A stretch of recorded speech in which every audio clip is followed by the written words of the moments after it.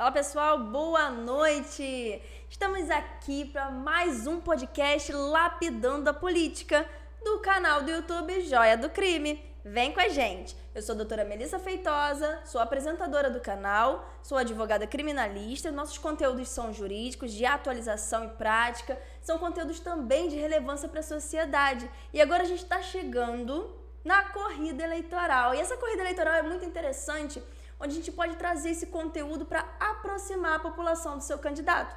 E no podcast Lapidando a Política, a gente vai procurando as melhores formas de apresentar o candidato para as pessoas, trazendo o coração deles para você, aproximando da pessoa humana do candidato.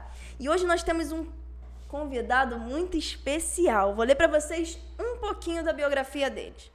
Ele é bacharel em Direito pela UF, começou a trajetória em 2012 nas pastorais sociais, atuou nas periferias, presídios, junto à população de rua e em todas as regiões do estado. Ao longo de sua jornada, liderou programas de combate à fome e acesso à educação e aos direitos sociais. Chegou a trabalhar em lugares como Moçambique, Chile e até na Organização das Nações Unidas. Com vocês, Rafael Costa! Seja bem-vindo, querido. Olá, doutora Melissa, uma alegria estar aqui com vocês. Obrigado pelo convite para participar aqui do podcast. Obrigado por estar aqui no Lapidando a Política, no canal Joia do Crime. Espero que a gente faça um bate-papo bem bacana sobre política, sobre sociedade, sobre os direitos sociais, sobre direito, enfim, muita coisa que tem para a gente conversar. Muito obrigado e quero aqui dar uma saudação para todo mundo que nos acompanha. Quero agradecer mais uma vez a presença do nosso candidato aqui, agradecer a equipe dele, que foi solícita e foi muito legal estar conversando com eles para trazê-lo aqui.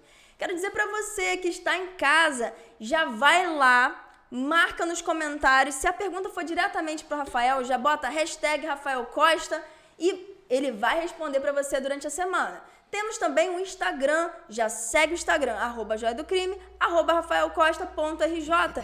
Aproveita, segue, veja a biografia do seu candidato para as eleições. Ele é candidato a deputado estadual, ele vai falar o partido dele, ele vai vender o peixe dele, mas eu já vou adiantando. E eu queria pedir para o Rafael para contar a história. Quem é o Rafael e como as pessoas te conhecem? É uma pergunta bem difícil, né? A gente tentar se resumir, porque a vida, ela dificilmente consegue ser resumida em poucas palavras, são as experiências que nos constroem. Mas eu venho de uma formação muito simples, eu nasci no interior do Rio de Janeiro, passei grande parte da minha infância, na verdade, no interior do Rio de Janeiro, numa cidadezinha chamada Cambuci, noroeste fluminense. A cidade tem pouquíssimos habitantes, cerca de 30 mil habitantes. Grande parte da minha infância foi no distrito de Cambuci, então é uma cidadezinha da cidadezinha, né? E a região muito pobre, muito desigual, né? Ainda muito envolvida pela questão agrária, né? Por exemplo, no Noroeste Fluminense, pouca gente sabe disso, é a região mais pobre do estado do Rio, que tem menor IDH, uma grande taxa de pessoas que sequer formaram no ensino fundamental. Então, grande parte da minha infância foi ali, naquela região, naquela questão bem rural, enfim, eu gostava muito da roça, da fazenda, minha família tem uma terrinha, um terreno assim, onde tinha algumas vacas com criação de leite, coisa bem familiar. Eu gostava muito de acordar de manhã e tirar o leite da vaca, aquela coisa bem de roça mesmo. Né? E ao mesmo tempo, em alguns momentos aqui em Niterói, outros parentes, Niterói, Rio, São Gonçalo, e eu ia me dividindo um pouco nessa realidade rural, na realidade do interior, com a realidade urbana, e vendo as desigualdades que o nosso país vive, que a nossa sociedade vive. Eu lembro que desde criança me chamava muita atenção. Como é que podia? Eu, no momento, estava num lugar que não tinha shopping, que não tinha farmácia, que não tinha padaria, não tinha nada, as pessoas sequer tinham uma escola de ensino médio, não tinha faculdade, é uma coisa assim distante, longe daquela realidade, ninguém ali pensava em fazer faculdade, não tinha nem asfalto, né, uma coisa muito distante, e algumas horas depois eu entrava no carro, dormia, quando acordava, estava num lugar com prédio, com carro, com muito comércio, com muita gente, e eu lembro que criança, aquilo me chamava atenção. Né? Caramba, como é que as pessoas vivem em lugares tão distintos, tão diferentes? Eu acho que isso me provocou muito, acabou me formando e me inquietando a ter uma contribuição social. Né? Ou seja, qual é o meu papel na sociedade? Qual é o meu papel como cidadão? O que eu tenho que fazer para tentar reduzir essas desigualdades. Eu, desde muito novo, sempre me questionei muito sobre isso. O que eu tenho que fazer para contribuir com um mundo menos desigual, com um mundo melhor, onde não haja essa discrepância tão grande. É claro que quem quer viver na área rural pode viver, quem quer viver na área urbana pode viver, e é claro que todas as pessoas são diferentes, mas nas suas diferenças tem que ter uma igualdade de oportunidade. Ou seja, as pessoas são diferentes, as pessoas são diversas, mas todas têm que ter acesso às mesmas oportunidades. E eu fui percebendo que não era assim, não é assim a nossa realidade. Eu acho que isso foi me inquietando muito no meu papel de cidadão. Entendi. E assim, o cargo de deputado estadual é um cargo... A gente fala que existe o vereador, que ele é mais próximo da população, ele trata daquelas questões da cidade ali, do município, né? Já o deputado estadual, ele já vê todas essas proporções de maneira mais na esfera acima, né? E aí tem o federal, que é uma esfera um pouco maior. E qual é a diferença para você, assim, do deputado estadual próximo à população? Porque antigamente era muito difícil você ter um deputado estadual perto das pessoas. Sim, verdade. Hoje eu vejo vocês fazendo campanha e às vezes trabalhando o mais próximo possível das pessoas, tendo Sim. redes sociais, como vocês conseguem ter esse contato com as pessoas. Como que você vê hoje o cargo de deputado estadual com essa aproximação com as pessoas? Eu acho que tem um processo nos últimos anos que tem a ver um pouco com a crise de representatividade, né? A crise política que a gente vive, isso no mundo inteiro. As pessoas estão questionando muito mais a política, e isso é muito bom, né? As redes sociais ajudam muito nisso, as pessoas já não aguentam mais ver a política algo tão distante delas, ver a classe política como algo que se coloca numa bolha, que se coloca dentro dos seus gabinetes, e aí aquela elite política que resolve todos os problemas, supostamente, dentro do conforto do seu ar-condicionado, através de esquemas de bastidores, né? E aí o futuro da nação, o nosso futuro, né? A vida de cada um de nós, o futuro de cada um de nós é decidido por homens engravatados que resolvem as coisas entre si, nos seus gabinetes, escritórios, nos corredores dos palácios. E eu acho que as pessoas têm se indignado muito com isso, corretamente. A gente está de saco cheio dessa elite política, dessa classe política que não se aproxima das pessoas, que não vive a realidade concreta, porque se a classe política não vive a realidade do povo, nunca vai se preocupar, não vai representar, não vai se preocupar com o povo, vai se representar a si próprio. E eu acho que há um movimento nos últimos anos, no mundo inteiro, no Brasil isso foi muito forte, de um questionamento desse sistema político. Isso, obviamente, gera alguns problemas, algumas deformidades, porque a gente também não pode banalizar e querer quebrar todas as instituições, né? Acho que isso é ruim para a estabilidade política, mas, por outro lado, tem um aspecto muito positivo, que é de forçar a classe política a se renovar, a fazer uma reforma. Acho que muito mais importante do que a renovação da política é uma reforma do sistema político, porque a renovação não basta mudar o nome das pessoas, não basta mudar as pessoas se elas repetem as mesmas práticas. Não basta tirar um político que está lá há 50 anos e botar o filho dele. Ou botar uma pessoa jovem, uma pessoa que pode ter um discurso bacana, uma pessoa que pode ter uma rede social bacana, mas que repete as mesmas práticas, que está lá para se preocupar com seus próprios interesses, com suas mesquinharias e tenta se utilizar do poder, se utilizar da política para favorecer seus interesses pessoais e tudo tenta dar um jeitinho, tenta se dar bem.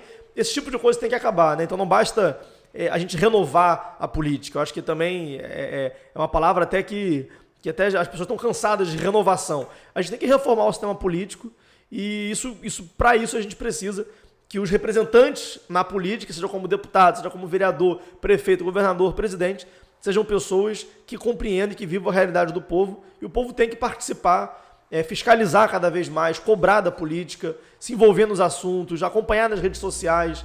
É muito ruim quando a gente chega num período eleitoral como esse e os próprios eleitores buscam os candidatos querendo algum interesse. É verdade. Aí busca o candidato e pergunta: o que você pode me dar em troca?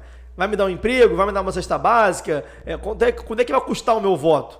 E aí o político, que também não estou dizendo que o político é um santo, nem que o povo é o errado, nem que o povo é o santo e o político é sempre errado. É o modelo que a gente vive, sim, onde um alimenta a corrupção do outro. Então o político se aproveita da pobreza das pessoas, a classe política se aproveita da miséria das pessoas para conseguir um voto dando um saco de cimento, uma cesta básica, não promove uma educação de qualidade, as pessoas, por não compreenderem como que funciona a política e nem compreendem o papel de um deputado e acham que aquilo nem vai interferir na sua vida. Então ela pensa, quer saber, eu vou mesmo votar nesse cara que me deu um saco de cimento, que me deu uma cesta básica, que me deu um emprego, porque é uma forma de eu melhorar a minha vida. Mas ela não entende. Naquele momento é o que ela está precisando, mas ela não percebe, não entende que aquilo afeta radicalmente a vida dela para os próximos 4 anos. Porque ela vai ter alguém lá que não representa ela. Verdade. Eu queria que você me explicasse para quem está em casa assistindo, como foi e como está sendo a sua trajetória na política. Olha, eu entrei na política muito recentemente, acho que não tem nem 2 anos que eu me filiei a um partido.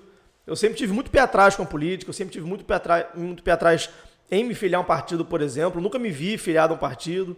Eu acho que durante um bom tempo da minha vida eu carreguei os preconceitos que todos nós carregamos, nessa visão deturpada de que toda política é corrupta, de que o sistema político é totalmente corrupto. E eu sempre acompanhava a política, sempre gostei de discutir, sempre gostei de falar, sempre acompanhei as eleições, sempre me envolvi politicamente, sempre atuei em projetos sociais, em movimentos sociais, em organizações que têm uma participação enquanto cidadão, né? Ou seja, eu sempre atuei enquanto cidadão, já fui membro do Conselho Municipal de Juventude, depois fui presidente do Conselho de Juventude, já atuei em várias esferas, mas sempre com muito pé atrás da política partidária, né? Eu não me via naquele espaço. Mas teve um momento que eu comecei a perceber que a gente tem uma responsabilidade, que a gente tem um papel a cumprir e que passa pela política. A política é o único espaço de transformação da sociedade. Teve, por exemplo, uma situação que me marcou muito. Eu, durante muito tempo, eu trabalhei em uma série de projetos sociais. Eu criei um instituto que começou com pré-vestibular social, a gente tinha uma turma de pré-vestibular social. Depois aquilo foi crescendo, criou reforço escolar, curso de profissionalizante, depois virou um curso de idiomas. Então eram vários projetos dentro de um instituto e tinha um projeto que era de combate à fome. Então a gente começou em vários lugares para fazer uma ação de combate à fome, de segurança alimentar. Então teve um dia que a gente foi num lixão de Itaoca, em São Gonçalo, né, onde muitas pessoas vivem em situação de extrema miséria, que vivem do lixo, né, e aí nós fomos fazer um cadastro daquelas famílias que vivem no entorno daquele lixão. E aí a primeira família que eu entrei, a primeira casa que eu entrei para fazer o cadastro, era uma senhora, Dona Marta, tinha 5 filhos, um bebê de colo, e ela, ao entrar na casa dela, a gente percebeu que os dedinhos do bebê estavam com sangue pisado, um sangue preso, um sangue coagulado assim no dedinho dele. E eu perguntei, Dona Marta, o que aconteceu com seu filho? Alguma doença? Estava algum problema? E ela, não, é porque ele gosta, o bebê tinha cerca de 6, 7 meses. Ela disse, não, ele gosta muito de fandangos. E aí ele fica comendo fandangos, quando aparece fandangos aqui, aí ele come, vai dormir às vezes com farelo no dedo. Aí à noite vem o rato, entra aqui e rói o dedo dele todo, ele fica assim. Aí naquele momento foi aquele baque, a gente ficou até sem saber um pouco como reagir, porque é uma coisa tão, né, tão sofrida. A gente falou, Dona Marta, mas isso é muito sério, né? Isso é muito preocupante, pode causar doença. E ela, meu filho, muito pior quando não tem fandangos. Muito pior quando não tem comida. Então deixa o rato entrar, porque você está entrando porque tem comida. Ou seja, é uma situação de tanta miséria, de tanta fome, tanto desespero, que o rato virou um sinal de esperança, né? Que o rato é um mal menor, o que importa é que tenha comida. E ali eu percebi, eu falei assim, cara, a gente pode fazer várias ações aqui. A gente pode trazer cesta básica, a gente pode trazer voluntário, fazer um monte de coisa, mas eu posso ajudar uma Dona Marta, 2 Dona Martas, mas vão ter outras milhares de Donas Martas, várias outras Martas que estão vivendo nessa situação. E aí, para resolver um problema, porque ela estava sofrendo ali falta de direito à educação, porque ela nunca se formou, nunca foi para a escola, e os filhos dela também não estavam indo para a escola, direito à saúde, à nutrição, à moradia, porque ela vivia, não era nem uma casa, era um aglomerado de telha, com papelão. Então eram vários direitos que estavam sendo violados, que só é possível resolver aquilo com política pública. É a política pública que consegue garantir que aquela pessoa tenha acesso à moradia, acesso a emprego, acesso à educação. E ali eu comecei a perceber, eu falei, caramba, eu tenho um papel a cumprir. E esse papel, e a gente inclusive tentou buscar interlocução. A gente correu na Câmara de Vereadores, a gente foi nos deputados, no prefeito, para falar daquela situação e ninguém se movia. E ninguém se mexia. Muita gente dizia assim, não, deixa quieto. A gente começou a perceber que tem pessoas que lucram com aquele lixão, né, que dependem daquele lixão, empresas que jogam lixo ali. Então eram muitos interesses ali, então é melhor deixar quieto.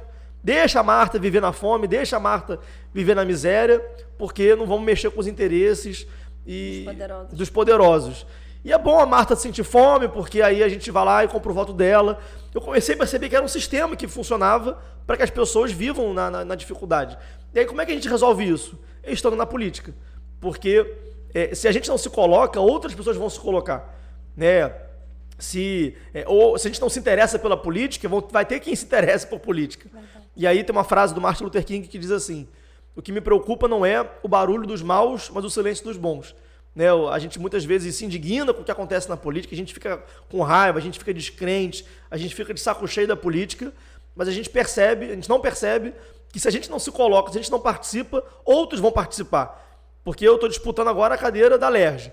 São 70 vagas para deputado estadual, 70 cadeiras de deputado estadual na LERJ. Essas 70 cadeiras vão ser ocupadas com ou sem minha participação. Se eu ficar em casa, se a gente ficar em casa e não participar, vão ter 70 deputados eleitos. Então a gente precisa participar para que pelo menos 1, 2, 3, 5, 10, talvez as 70 cadeiras sejam ocupadas por pessoas preocupadas em garantir uma melhoria de vida para o povo que precisa dessa política pública, precisa ter acesso ao que é seu de direito. Correto. Então, conta um pouquinho pra gente da sua experiência dentro dessa máquina pública. Esses 2 anos que você explicou pra gente que entrou na política para entender mais sobre isso. Conta pra gente como que é essa experiência sua profissional ali dentro. Eu fui convidado ano passado pelo prefeito de Niterói para ser secretário de Direitos Humanos. Sim. Porque eu tenho uma trajetória, eu trabalhei um tempo na ONU, no Departamento de Assuntos Humanitários. Vai chegar lá! Sou formado em Direito, então tenho uma atuação já há muito tempo na área dos direitos humanos, na área de ações humanitárias. E aí fui chamado para criar uma Secretaria de Direitos Humanos, porque não tinha Secretaria de Direitos Humanos. Na verdade, foi a primeira secretaria do Estado do Rio de Janeiro e uma das primeiras do Brasil, só São Paulo e Belo Horizonte, que tem uma Secretaria de Direitos Humanos. Então, eu recebi a missão, o desafio de implementar, criar uma secretaria do zero, envolve as questões administrativas, orçamentárias, até para ter uma sede, mesa, cadeira, internet, tudo isso eu tive que fazer do zero, equipe, os programas sociais que a gente criou. E aí foi uma experiência muito bacana, assim. Fiquei 1 ano e 3 meses como secretário e aprendi algumas lições nesse período. Primeiro, a primeira e mais importante lição é que é possível fazer diferença. É possível, sim, fazer política pública, fazer programa que atenda aquilo que o povo precisa. Porque quando você tem uma equipe que trabalha, uma equipe competente, uma equipe engajada, que está ali para fazer o bem, que está ali para se dedicar para o próximo, você consegue fazer a diferença, você consegue produzir algo de diferente. Muitas pessoas falavam assim para mim: pô, cara, não entra na política não, porque a política corrompe, você vai ter que se submeter aos esquemas. Muita gente fala isso. E eu aprendi que não é verdade. Para mim ficou muito claro que não é política que corrompe. A pessoa já entra na política corrompida. Sim. Ela já entra na política com algum interesse, ela já entra na política não pelo interesse público, não entra na política para fazer o bem, ela não vem bem intencionada. Ela até pode ter um discurso bacana, mas ela já entra na política com interesse pessoal, de vaidade, de dinheiro, quer se dar bem. Enfim, pessoas que vivem da política como profissão. Né? Eu sou contra isso, assim. Eu tinha uma carreira, abri mão de uma carreira, que você falou que a gente vai falar mais pra frente, mas eu abri mão de uma carreira, ganhava, inclusive, meu salário era muito melhor do que o meu salário como secretário, melhor do que o meu salário como deputado. Então não estou na política para ganhar dinheiro, tinha uma carreira consolidada, convite para trabalhar em Nova York, fiquei um tempo me dividindo entre Brasil, Nova York e Santiago do Chile. Então assim, mas abri mão disso para estar na política. Então quando a gente entra na política para lutar pelo interesse público, é possível sim você fazer a diferença sem ter que se submeter a esquema, aos vícios do sistema político. E aí, a outra grande lição é a amplitude dos direitos humanos, né? Porque quando a gente fala de direitos humanos, vem logo na mente a polêmica, né? Os assuntos polêmicos que a rede social fala muito, direito do bandido, né? Normalmente as pessoas ficam... direito dos manos. As pessoas ficam nessa polarização. Quando eu assumi como secretário, eu pensei, não, olha... Nosso papel aqui vai ser promover programas que vão garantir a dignidade básica para cada cidadão. O direito à vida, direito humano para mim é direito à vida, direito a viver com dignidade. Esse é o principal direito humano. Então a gente fez um grande programa de combate à fome. Foi o maior programa do Rio de Janeiro. Arrecadamos mais de 50 toneladas em pouco tempo para distribuir de cestas básicas, para distribuir para entidades sociais que faziam distribuição para as pessoas, ou seja, não era eu que escolhia a família que ia receber a cesta básica, não era eu que controlava essa cesta básica, vai para essa família, que político também gosta muito disso, né? De chegar, dar a cesta básica, aí tira selfie, pede o título de eleitor, eu abomino essa prática. Então a gente repassava essas cestas para a igreja, para a organização social, para um projeto social, para uma ONG, através de uma licitação, de um edital público, né? Que as pessoas, essas entidades, elas se cadastravam, eram avaliadas se elas tinham condição de receber aquilo, se era um trabalho... faziam a triagem. E elas distribuíam para as famílias, que nem sei quem são essas famílias, até hoje não faço ideia quem que recebeu a cesta básica. Tem lá, tem a transparência, tem a prestação de contas, tá tudo lá, mas eu não conheço, nunca vi essas pessoas, porque quem faz o trabalho são essas organizações. Teve esse trabalho de combate à fome, porque combater a fome é promover os direitos humanos. Fizemos um maior programa do estado do Rio de Janeiro de erradicação do subregistro. O que é isso? São pessoas que não têm identidade. Pessoas que não têm RG. Em 2022, cerca de 5% do povo do estado do Rio de Janeiro não tem RG. Porque não consegue tirar, porque vai entrar no site do Detran, você só vai conseguir vaga para daqui a 3 meses lá em Bangu ou lá em Campo Grande. E o povo lá de Bangu só consegue vaga para cá, para o Leste Fluminense. É uma loucura, não faz nenhum sentido isso. É para dificultar o acesso ao RG.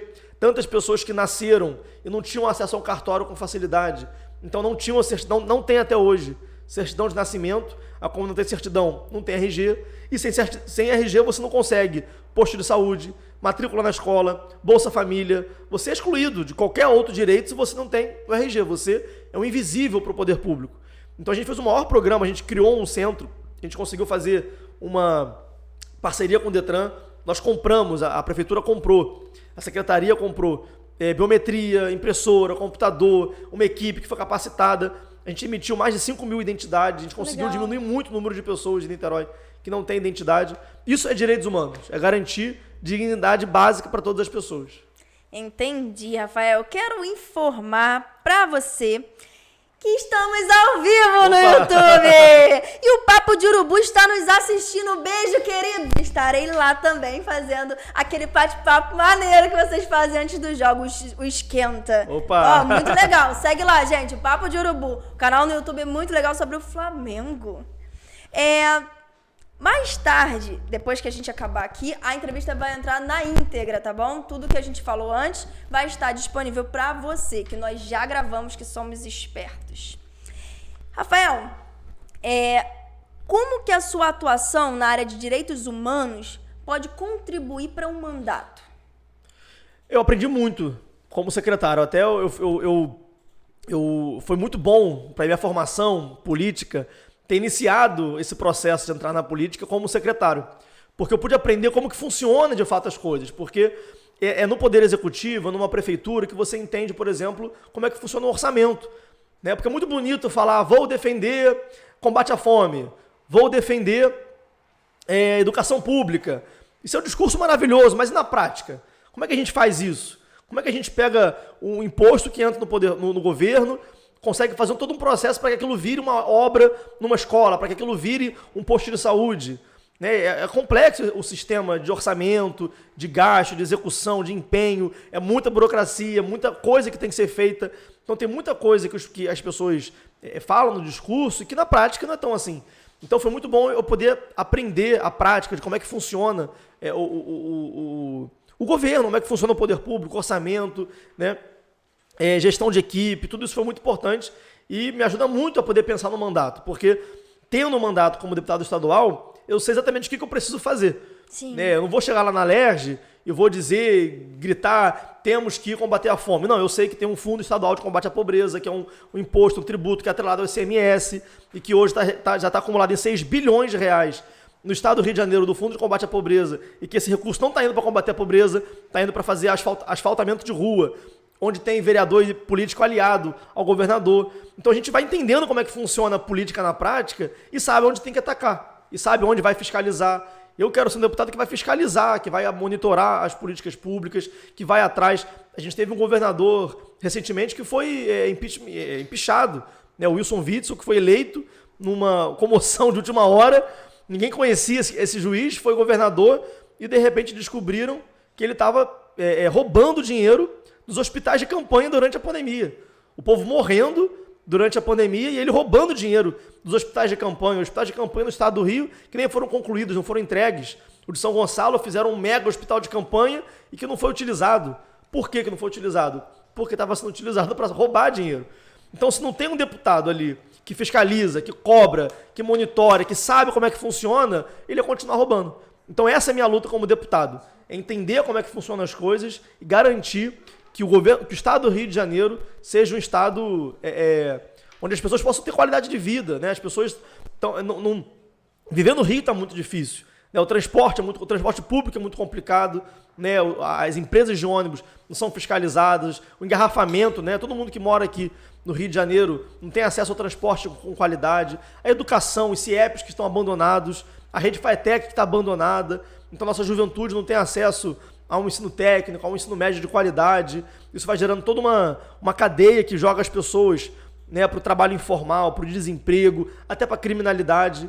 Então, a gente precisa cobrar e construir um outro estado do Rio de Janeiro, e essa vai ser minha luta, tendo um mandato de deputado estadual. Muito bem! Deixa eu falar para vocês que hoje nós temos um patrocínio, um apoio muito legal. E eu tenho 3 lugares para falar para vocês. Nós temos o Point Jovem, e nós temos Esquina Mix, e nós temos Altibeco, gente, o mais novo empreendimento do Rio do Ouro. Temos aqui, olha isso, gente, bota pra cá. É pra gente comer? É pra gente comer, é pra gente comer. É pra gente comer. Gente, foi lançado agora, na semana passada, dia 18, se não me engano, foi a inauguração do Altibeco.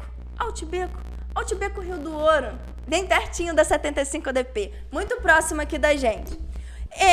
Nós temos aqui um agradecimento a fazer no nosso amigo Gago PJ pelo apoio. Muito obrigado pelo lanche que você mandou pra gente, pelo lanche que a sua empresa tem feito, e tá muito legal. Eu convido a você já a seguir o Instagram, Altibeco_Rio do Ouro, para você já ficar informado das novidades da região. Um restaurante que vale a pena frequentar, tá bom? Para você que já conhece o Ponte Jovem, temos segunda-feira o Trio Big Gago. Promoção maneira, gente. Vem um hamburgão, batata frita e refrigerante. Eu tô proibida de comer, mas eu estou permitida de divulgar. No Altibeco não tem delivery ainda, mas na segunda-feira tem dose dupla de caipirinha e dose dupla de chopp da Noi. Que isso, gente! Vem com a gente, comparece ao local. Comparecendo ao local, você vai ver como tá bonito o restaurante. Tá muito legal. E olha aqui essa costela, gente. Pode pegar o garfinho, olha como é que vem bonito. Mas a gente tá no restaurante, ele mandou igualzinho, vem de lá. Muito legal, muito obrigada. Agradeço de verdade ao nosso apoio, ao nosso patrocínio de hoje, tá bom? Informar pra vocês que pode mandar perguntas pro nosso amigo. Queria pedir o nosso retorno aí no monitor pra ficar maneirão. Manda pergunta pro Rafael Costa, que ele tá aqui disponível pra responder, tá bom? Rafael, a gente estava falando aqui sobre a contribuição dos direitos humanos no seu mandato, como que essa experiência pode gerar retorno para a população em si. Você pode explicar para a gente sabe assim, o Rafael é da carreira dos direitos humanos, mas qual seria a ênfase de um mandato para você? Eu não vi suas propostas, nós estamos aqui para você fazer e falar o que você precisa, mas qual seria a ênfase do seu mandato? Olha, o que eu vou fazer no mandato que eu sempre fiz, né? Conversar com esse cheirinho é crueldade, né? A gente tá aqui sofrendo com esse cheiro. É que tá muito gostoso, tá muito lindo. Bom. Imagina como é que esteja gostoso. Parabéns aí pro Altibeco. Mas no mandato, o que eu vou fazer é a luta que eu fiz a minha vida inteira. Né? Ou seja, que é lutar contra a desigualdade social, lutar pelos direitos das pessoas. Né? Muito antes de entrar na política, essa sempre foi minha luta. E como deputado eu vou poder fazer muito mais. Esse é o meu objetivo. Por isso que eu quero ser deputado, por isso que eu peço voto, por isso que eu estou nessa missão. Eu vejo como uma missão, não é uma coisa de conseguir um emprego, de conseguir... Né? Porque é um propósito que a gente tem de estar na política para fazer a mudança da realidade da nossa vida, da vida do povo do Brasil, do estado do Rio de Janeiro. E aí, tem algumas pautas que são muito importantes nesse sentido. Uma primeira pauta é gerar emprego. né? O estado do Rio tem uma crise absurda de geração de empregos. Todo mundo conhece, tem um parente, um primo, um amigo que está desempregado, que não consegue um estágio, não consegue um emprego, um jovem que não consegue um primeiro emprego, tem dificuldade, quando consegue, é um trabalho informal, sem direito trabalhista, sem CLT, sem carteira assinada, ou então remunera muito mal, né? Muitos casos que a gente está vendo aí, de exploração do trabalhador, né? De dificuldade da pessoa ter os seus direitos garantidos pelo seu empregador. Então a gente precisa qualificar a geração de emprego no Rio de Janeiro. E para isso tem que ter uma política pública de investimento, de atração de empresa, de capacitação, incentivo para que a empresa contrate a juventude, contrate o jovem que sai, conclui o ensino médio. E para onde é que ele vai? Ele tenta um emprego, mas a empresa exige uma experiência, só que ele não consegue essa primeira experiência porque ele não tem acabou de sair da escola. Então a gente precisa, por exemplo, fazer com que o nosso ensino médio tenha o ensino técnico. É uma coisa que já foi feita em muitas escolas do Brasil. Inclusive, o novo ensino médio permite isso, né? A gente pode ter a rede FATEC, que já foi muito maior, né? A rede FATEC são várias unidades de ensino técnico, profissionalizante, e tem uma modalidade que é no ensino médio, ou seja, o nosso jovem, o nosso adolescente que faz o ensino médio na rede pública estadual, ele já pode também, ele pode fazer isso na FATEC. Então ele já sai, além do diploma de ensino médio, também sai com diploma de ensino profissionalizante, que daí ele vai conseguir um emprego com mais facilidade, já sai com alguma experiência prática. Então é a nossa principal bandeira, é lutar pelo combate à fome, combate à miséria. Então a gente vai defender lá na LERJ uma renda básica estadual. A gente viu a experiência, né, do Auxílio Brasil, do Bolsa Família, a experiência do auxílio emergencial durante a pandemia. A importância de garantir a renda básica para as pessoas, para que ninguém viva numa situação de miséria, de fome, de desespero. A gente vai lutar para que haja uma reabertura de todos os CIEPs, né, os Centros Integrados de Ensino Público no estado do Rio de Janeiro. O que tem a gente pega aqui a BR, pega a RJ, e a gente vai vendo a quantidade de CIEP fechado, uma estrutura imensa, maravilhosa, de ensino integral para as nossas crianças, e que estão fechadas. Na LERJ, a gente tem que lutar para que haja uma reabertura e reforma de todos os CIEPs do estado do Rio de Janeiro, melhorar o transporte público. Assim, são várias as pautas, as propostas que a gente tem, mas todas elas vão na mesma direção. Todas elas vão no mesmo sentido, que é garantir qualidade de vida para nós que vivemos a realidade das cidades do estado do Rio. Você já adiantou a minha pergunta aqui, que eu ia falar que o setor da educação carece bastante de atenção, que você já falou sobre o ensino integral. Você pode explicar para a gente quais foram as suas contribuições políticas, aquelas que foram de autoria do Rafael Costa? Eu até comentei algumas aqui, né, como secretário. Aquele resumo. Como secretário, nós fizemos uma série de políticas, de programas de garantia dos direitos.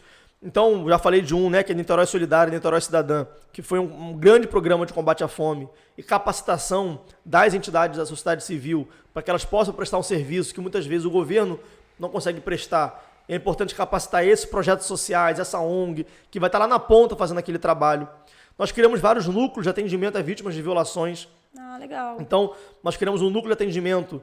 Eu inaugurei uma Casa dos Direitos Humanos, que é uma casa, efetivamente, um espaço bem acolhedor, para que a pessoa que sofra alguma violação, que sofra alguma violência, se sinta acolhida naquele espaço, onde tem uma equipe formada por psicólogo, por advogado, advogada, como você, assistente social, educador social, para que aquela pessoa que sofra alguma violação, alguma violência, algum assédio, algum abuso, tenha um espaço de referência e tenha ali acolhimento, orientação, encaminhamento, orientação jurídica, atendimento psicológico. Então, e tem vários, é uma Casa dos Direitos Humanos com vários núcleos. Sim. Tem um núcleo, por exemplo, de atendimento a imigrantes e refugiados. A gente criou em novembro do ano passado, quando o tema não era tão latente assim, acabou virando, infelizmente, com a morte do Moise, o assassinato do Moise, lá na Barra da Tijuca, acabou alertando pra gente a quantidade enorme de imigrantes e refugiados que vivem aqui no Rio de Janeiro e que não tem nenhuma atenção, nenhuma assistência, nenhum trabalho, nenhuma orientação. Então acabam se submetendo a uma situação degradante e que acaba resultando, em última instância, naquilo que aconteceu lá na Barra da Tijuca. Um refugiado congolês que foi pedir o seu salário e foi espancado até a morte. Sim. Só porque foi exigir algo que era seu direito. Então a gente criou, ano passado, nós criamos um núcleo de atendimento a imigrantes e refugiados. Em Niterói, por exemplo, tem mais de 9 mil imigrantes e cerca de 2 mil refugiados. E depois nós intitulamos esse núcleo de Moise, em homenagem Almoize, que foi assassinado. Núcleo de combate e atendimento a vítimas de intolerância religiosa, a vítimas de violação e violência em geral, familiares de pessoas que são vitimadas pelo tráfico, pela milícia, por violência policial. Atendemos todas essas pessoas. No total, em um ano, foram mais de 5 mil pessoas atendidas nessa Casa dos Direitos Humanos. 5 mil vítimas de violações.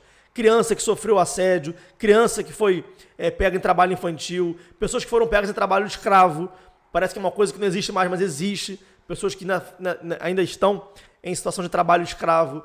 Pessoas que foram vítimas de violência institucional, violência policial, vítimas do tráfico. Teve um caso, por exemplo, no passado, que chamou a atenção de todo mundo, que foi o Tiago, que mora em Santo Cristo, ali no Fonseca, em Niterói, que foi pedir para o vizinho abaixar o volume, sem saber que na casa dele, o vizinho dele, eram pessoas do tráfico, e foi assassinado, morto, porque pediu para baixar o volume. A gente até hoje, na verdade, na secretaria... Era? Sério? Caramba. Até hoje a gente dá assistência para a família, para a Ana Lúcia, a sogra, para a esposa, a viúva, né? A namorada, a gente ainda dá esse apoio, acompanhamos eles. Enfim, são vários casos que a gente poderia citar, mas que foi um número assustador. Eu não esperava. A gente criou uma equipe para atender... a gente achava que fosse ter assim 200 atendimentos no máximo, foram 5 mil. Caramba. 5 mil vítimas de violações, 5 mil vítimas de violência. As pessoas se calam muito. As pessoas se calam. A gente está falando agora, Agosto Lilás, né? Isso. É o mês de conscientização da violência doméstica. Eu explico isso, eu faço meus vídeos diariamente nesse mês para mostrar que é mais um ano dessa lei e as pessoas se calam. Então, Sim. realmente é um ambiente necessário. As pessoas até me perguntam, e aí, eu vou pra onde? Caramba! Eu acho que Niterói, ele tem um auxílio maior e melhor. Tudo bem que São Gonçalo também está acontecendo, a gente tem sala Lilás, Sim. lá na prefeitura também, na Câmara dos Vereadores, tem uma sala também que acolhe a mulher e tal. Mas em Niterói a gente tem um auxílio, a gente tem Sim. um abrigo, a gente tem uns negocinhos melhor que às vezes eu mando o pessoal pra lá. Então, assim... E eu ia até perguntar algumas coisas sobre isso pra você, e aí já vou pulando logo agora. Se você quiser terminar essa pergunta. Não, é isso, enfim. Então, além desses 5 mil atendimentos de vítimas de violência, de abuso, de assédio, de discriminação, de xenofobia, né? Todos esses problemas familiares de pessoas mortas, policiais Sim. que foram feridos ou familiares de policiais, né? Muitas vezes se confronta a ideia dos direitos humanos com o policial. Nós atendemos várias pessoas que foram vítimas de violência policial, porque é claro que há, e atendemos muitos policiais Sim. e familiares de policiais mortos. Eu estabeleci uma parceria, um convênio com um batalhão da Polícia Militar e atendemos órfãos de policiais mortos, viúvas de policiais mortos, fizemos um diálogo com a FR para promover a reabilitação do policial que está ferido, que está com algum problema de locomoção em virtude da sua atuação como policial, porque o policial também tem direito humano e ele tem que entender isso, que ele é um detentor de direitos, né, e tem que ser um garantidor de direitos também, que o combate à criminalidade tem que acontecer, temos que combater o crime, temos que combater a violência, temos que combater a milícia, o narcotráfico, mas com inteligência, com prevenção, com estratégia, né, e com respeito à dignidade das pessoas. Tudo é possível fazer isso, não é um bicho de 7 cabeças, várias cidades do mundo fazem isso. A gente não precisa confrontar, opor direitos humanos e polícia, então a gente também trabalhou nessa esfera. Então são vários os programas que nós criamos nesse sentido, né, de garantir. E aí foi o que você falou, a partir do momento que tem uma casa dos direitos humanos, tem uma equipe capacitada, as pessoas passam a procurar, as pessoas passam a buscar aquele espaço. Então muitas antes que se silenciavam, elas não buscavam apoio, ao ter um lugar, elas acabam indo buscar essa orientação e encontrando acolhimento. Verdade. Deixa eu ver aqui, que já me sinalizaram alguma coisa. Peraí. Tá bom, vamos lá. Deixa eu te perguntar, como chegou até a gente o seu nome? O meu público, a maior parte seria de São Gonçalo, Niterói, você já é de Niterói, então como que você se identifica com São Gonçalo? Como é que é o seu carinho aí por São Gonçalo, seu coração? Como eu estava falando, eu comecei essa trajetória em trabalhos sociais muito cedo. Né? Primeiro eu tenho parentes aqui em São Gonçalo, frequento São Gonçalo desde muito novo aqui também. Não, que a gente está em Niterói. Verdade, em São Gonçalo. Sim. Mas desde muito novo, que eu trabalho em ações Sim. sociais, em programas sociais. Eu até citei um aqui, como a gente foi lá em Itaoca, Sim. fazer uma grande ação de combate à fome lá em Itaoca. Então tinham vários... trabalhei numa organização chamada Caritas, que é uma organização humanitária internacional. Eu comecei trabalhando, integrando, coordenando os projetos promovidos pela Caritas no estado do Rio de Janeiro. Então, eu acabei coordenando vários programas e vários projetos sociais em todas as regiões do estado do Rio e muitos em São Gonçalo. Então, tivemos ações como essa no Lixão de Itaoca. Eu fui voluntário da Abrigo Cristo Redentor, que também é uma instituição que está sob risco de fechar, inclusive, mas que conheço desde muito tempo. O trabalho do Abrigo Cristo Redentor, várias comunidades, população em situação de rua, ali perto da matriz de São Gonçalo, ali naquela região, desde 15 anos de idade, junto com um grupo, a gente vai ali, dá uma assistência para pessoas em situação de rua, a gente faz um diálogo com o Santropop, com os organismos da prefeitura aqui de São Gonçalo. Então, há muito tempo, assim, eu venho em São Gonçalo, atuo em São Gonçalo, trabalho em São Gonçalo, né, e toda a região, na verdade, Maricá, Itaboraí, Niterói, né, como vem dessa região do leste fluminense, acabou que tive uma ênfase muito grande aqui. Mas, nessa experiência de ser coordenador estadual desses programas, tanto da Caritas, quanto depois da Pastoral Social, ligada à CNBB, eu coordenei programas em Nova Iguaçu, em Duque de Caxias, em Volta Redonda, em Valença, em Itaguaí, em Campo dos Goitacazes, em Itaperuna, em Nova Friburgo. Então, cada região desse estado, eu pude ter a oportunidade de não só ir, não só conhecer, mas de entender aquela realidade, atuar ali, né, de ajudar algum projeto, de coordenar algum programa, de ajudar a chegar recurso financeiro para financiar um programa social de educação, de atendimento à criança em várias regiões. Isso me ajudou muito a compreender o estado do Rio de Janeiro como um todo, né, essa integração do interior com a região metropolitana, essa questão de São Gonçalo, enfim, toda essa complexidade que é o estado do Rio. Eu tive a grande oportunidade na minha trajetória conhecer bem de perto. Eu estive em todos os lugares, eu estive em praticamente todas as cidades do estado do Rio. Eu tive, durante essa minha caminhada, eu já estive eu fiz a conta esses dias, em 89 cidades do estado do Rio, né? Cidades que tem gente que nunca ouviu falar, que nem sabe que está no Rio de Janeiro, do estado do Rio. Eu já fui nessas cidades, conheço essa realidade, então acho que isso me preparou muito para poder ser deputado estadual, sem eu saber que um dia eu estaria nessa missão. Te aproximou, né? Então, com base nas informações oferecidas por sua assessoria, você recebeu da ONU um prêmio Jovem Líder pela defesa das causas humanitárias. Conta pra gente agora, assim, para encerrar. O que foi isso? Como foi? Explica pra gente. Todo ano a ONU tem um fórum do ECOSOC. O ECOSOC é o Conselho Social e Econômico da ONU, né? A ONU era formada por vários conselhos, e o conselho que cuida da parte social e econômica, todos os temas sociais, é o ECOSOC. Eles fazem alguns fóruns ao longo do ano, e tem um fórum em que eles dão homenagem para jovens que se destacam no mundo pela atuação humanitária, pela defesa dos direitos sociais, pelo trabalho em defesa, em promoção do desenvolvimento social, do desenvolvimento socioeconômico, da garantia de direitos das pessoas. E tive a grata surpresa, não sei como é que me indicou, não sei até hoje quem me indicou, já tentei sondar, já tentei pesquisar, mas é sigilo, né, sigiloso, eu não consegui descobrir ainda. Eu já trabalhei na ONU durante um tempo, fiquei 3 anos, como eu falei, trabalhando na ONU, atuando inicialmente no Comitê de Infância e Juventude, depois no Departamento de Ações Humanitárias. Então me dediquei muito em ações humanitárias, já trabalhei na África, em Moçambique, no Chile, vários lugares da América Latina, no sertão do Brasil, já rodei bastante nesse trabalho social, humanitário, de assistência às pessoas. E aí, esse ano, tive a grata surpresa de receber um comunicado informando que eu fui selecionado para ser premiado, ser homenageado lá na ONU. Um por continente, né? Um jovem da América Latina, um da África, um da Ásia, né? De algumas regiões, um da Oceania, um da Europa.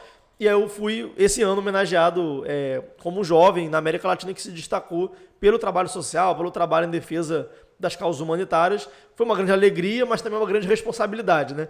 Acredito que quanto quanto mais de homenagem a gente recebe, quanto maior é o título ou o cargo, isso não significa poder, isso não significa vaidade, isso significa responsabilidade. Ou seja, eu me cobro muito, me pressiono muito para fazer valer essa homenagem que eu recebi, que sei também que é fruto não de um trabalho individual. É um esforço coletivo de pessoas que se dedicam, que trabalham, que acreditam nesse mesmo sonho, acreditam nesse mesmo propósito de ajudar outras pessoas. Rafael, quero agradecer a sua presença, agradecer tudo que você acrescentou pra gente, mostrar que o jovem... Quantos anos você tem, querido? Tenho 28 anos. Meu Deus, é um bebê. 28 anos e já com uma trajetória humanitária, uma preocupação com as pessoas, com o bem-estar das pessoas. Então isso é muito bonito e é muito importante. Quero agradecer por nos dar essa experiência também de estar com você aqui falando sobre esses assuntos que acrescentam na vida da população. Agradecer mais uma vez a sua equipe que disponibilizou de você estar aqui hoje. Tem gente aqui nos bastidores também. Muito obrigada, querido. Agradecer também ao Tarcísio, que indicou você para a entrevista. Então, beijo, Tarcísio. Valeu, Tarcísio. Muito obrigada. Agradecer a nossa equipe, aos nossos apoiadores de hoje. Nós temos o Outbeco, nós temos o Ponte Jovem, Esquina Mix Food. Então, vem com a gente. Muito obrigada pela sua presença, você que está aí em casa. Fique tranquilo que a disponibilização vai acontecer da entrevista completa. Hoje não teve muita interação com o público por conta desse probleminha técnico, mas deixa sua pergunta porque o Rafael vai responder. Aproveita, já segue lá no Instagram, @joiadocrime, @rafaelcosta.rj, se inscreve no canal. Amanhã temos mais um candidato aqui que vai sentar nessa cadeira. E essa semana a gente tá cheio de entrevistas. Semana que vem também tá lotado. Graças a Deus. Muito obrigado. Quero as suas considerações finais agora que eu deixo para você falar. Obrigado, doutora Melissa. Agradeço o convite mais uma vez. Agradeço ao Tarcísio por ter sugerido o meu nome. Obrigado por também terem aceito a sugestão do Tarcísio. Foi uma alegria essa conversa, esse bate-papo sobre temas tão importantes. E o que eu tenho como consideração final, acho que muito mais do que pedir voto, é pedir que as pessoas não deixem de acreditar. Desde que começou o período eleitoral, a gente tem estado muito nas ruas, conversando com as pessoas, divulgando a campanha, e a gente percebe uma descrença das pessoas muito grande. A gente percebe o povo está de saco cheio, assim como eu também já estive, né? E a gente está de saco cheio de promessas de renovação, promessas de mudança, mas a gente não pode perder a esperança. Quando eu consigo conversar com a pessoa na rua, trocar meia dúzia de palavras com ela, em 5 minutinhos, a pessoa já sai dali um pouco mais esperançosa, porque ela vê que tem um caminho de mudança. Porque se a gente se omite, se a gente deixa de acreditar, aí que a coisa piora. É claro que é difícil, é claro que muitas vezes a realidade concreta, as notícias, só nos colocam para baixo, mas se a gente deixar de acreditar, aí sim que a coisa vai piorar. E o maior prejudicado disso somos nós mesmos. O povo que não quer participar da política, o povo que não quer se envolver com política, o povo que não quer acreditar no futuro, não quer acreditar na política, é o povo que vai ter problema na hora de ir no posto de saúde, é o povo que vai ter problema na hora de matricular um filho numa escola de qualidade, é o povo que vai ter problema na hora de pegar um ônibus super lotado porque diminuiu o horário, aumentou a tarifa e uma linha que sumiu. Ou seja, é o povo que vai ter dificuldade de conseguir um emprego de qualidade, é o povo que vai ter dificuldade de ter uma segurança na porta da sua casa e vai sair com medo de ser assaltado e vai deixar de sair à noite porque aquele lugar está perigoso. Ou seja, quando a política vai ruim, a nossa vida vai ruim. Quando a política está mal, a nossa vida piora. Então, se a gente não participa, se a gente não se envolve, se a gente não pesquisa o candidato, não olha o que ele já fez, o que ele já... Não adianta falar, mas qual é o trabalho concreto dele, qual é a trajetória dele, quais são os compromissos dele, quais são as pautas dele. Se a sociedade não se envolver na política, no processo eleitoral, a coisa vai piorar. Isso não é ruim para a política, isso é ruim para a gente, é ruim para o povo que tem a sua vida cada vez pior com isso. Verdade. Muito obrigada, gente, pela presença de vocês que nos acompanharam até agora. Faz um print da tela, bota nós dois aí, produção, com essa costela desfiada bonita que a minha nutricionista vai me matar, mas eu vou comer. E faz um print, marca a gente lá no Instagram, bota nos stories que a gente vai repostar pra vocês, tá bom? Beijo, galera, até amanhã. Tchau, gente.